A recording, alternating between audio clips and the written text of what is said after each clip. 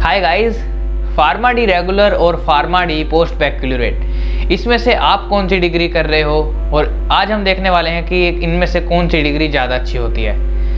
Pharma D regular और pharma D post बैक्लूरेट, इन दोनों में सबसे पहले डिफरेंस देखते हैं। फार्मा डी रेगुलर वो है जो आप +2 के बाद कर रहे हो। एक बच्चा अगर +2 के बाद फार्मा डी कर रहा है तो वो फार्मा डी रेगुलर कर रहा है, और एक बच्चा जिसने बी फार्मेसी करी है उसके बाद फार्मा डी कर रहा है वो फार्मा डी पोस्ट बैक्लूरेट डिग्री कर रहा है। पोस्ट बैक्लूरेट का मतलब होता है यहाँ पर आपने बी फार्मेसी कर लिया है, उसके आपके बाद फार्मा डी के 4th ईयर के अंदर आपको डायरेक्ट एडमिशन मिल जाएगा, जिसमें आपको 4th ईयर 5th ईयर और 1 साल की वहाँ पर इंटर्नशिप होती है। तो ये 3 साल आपको फार्मा डी करने होंगे, उसके बाद आप यहाँ पर आपकी फार्मा डी कंप्लीट हो जाएगी।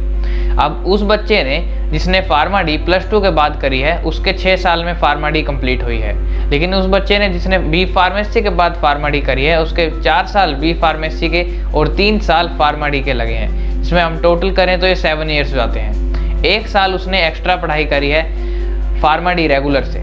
यहाँ पर इसका ड्रॉबैक है पीबी का कि यहाँ पर आपको 1 साल ज़्यादा पढ़ना होगा, लेकिन इसके बेनिफिट्स काफ़ी सारे हैं। बेनिफिट्स ये हो जाता है कि आपकी फार्मा डी के साथ साथ बी फार्मेसी डिग्री भी मिल जाती है, जिससे आपके जो स्कोप है करियर के अंदर आपको काफ़ी ज़्यादा बन जाता है, और यहाँ पर आप काफ़ी सारे सेक्टर्स के अंदर काम कर सकते हो क्योंकि आपके पास बी फार्मेसी भी आ चुकी है और आपकी फार्मा डी भी कंप्लीट है। अगर आपके पास बी फार्मेसी की डिग्री है तो यहाँ पर आप मैन्युफैक्चरिंग कंपोजिशन के अंदर फार्मास्यूटिकल कंपनी के अंदर आपको आसानी से जॉब मिल जाएगी।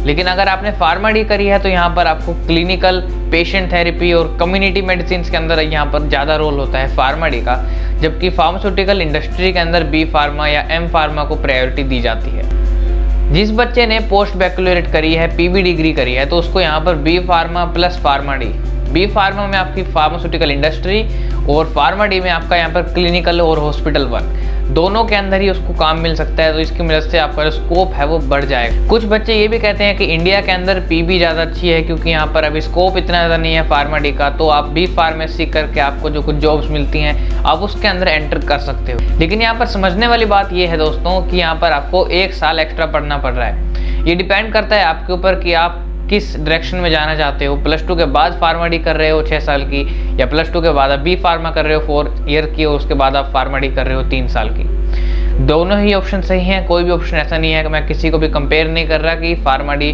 पीबी या फिर रेगुलर कौन सी अच्छी है। इसमें से दोनों के ही प्रोज एंड कॉन्स हैं, तो ऐसा नहीं कह सकता कि मैं ये वाली अच्छी है, लेकिन मैंने आपको प्रोज एंड कॉन्स आपके साथ शेयर कर दिए हैं। ये आपके ऊपर डिपेंड करता है कि आपकी सिचुएशन क्या है, आप किस सिचुएशन के अंदर हैं कि आपको यहाँ पर पढ़ाई ज़्यादा करनी है। अगर आप 7 साल तक पढ़ सकते हो तो यहाँ पर आपको बेनिफिट करेगी ये पीबी, लेकिन आप 6 ईयर्स के अंदर अगर आपको पूरा ही क्लिनिकल आपको एक्सपोजर चाहिए, क्योंकि यहाँ पर पीबी के अंदर कुछ सब्जेक्ट यहाँ पे आपको बी फार्मा के पढ़ने होंगे 4 साल, उसके बाद आपको सिर्फ वो लास्ट के 3 साल के जो सब्जेक्ट्स होंगे फार्मा डी के वो ही आप पढ़ पाओगे।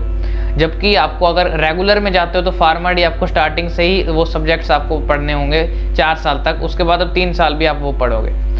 कुछ सब्जेक्ट अगर हम कंपेयर करते हैं बी फार्मा और फार्मा डी के 4 साल के अंदर, बी फार्मा 4 ईयर की है और यहाँ पर फार्मा डी अगर हम 4 ईयर्स को उठा लें तो यहाँ पर कुछ सब्जेक्ट सिमिलर हैं बी फार्मा और फार्मा डी के, चाहे वो बायोकेमिस्ट्री हो गई, पैथोफिजियोलॉजी हो गई, एचएपी हो गई। इसके अलावा कुछ यहाँ पर क्लिनिकल सब्जेक्ट्स भी आते हैं फार्मा डी के अंदर जो कि बी फार्मेसी में नहीं है।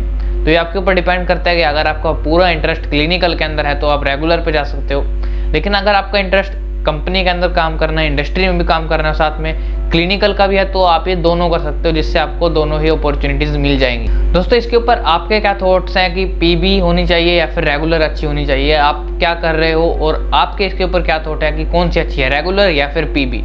कमेंट्स में हमारे साथ शेयर करें। इस वीडियो को लाइक कर दें अगर आपको कोई भी इन्फॉर्मेशन मिली हो। इस वीडियो को शेयर करें अपने दोस्तों के साथ जो कि फार्मेसी की फील्ड से जुड़े हुए हैं, और अगर आपने हमारे चैनल को अब तक सब्सक्राइब नहीं किया तो सब्सक्राइब भी कर लीजिए, क्योंकि ऐसे इंसाइटफुल और ऑसम कंटेंट आपके इस चैनल के ऊपर आता रहेगा।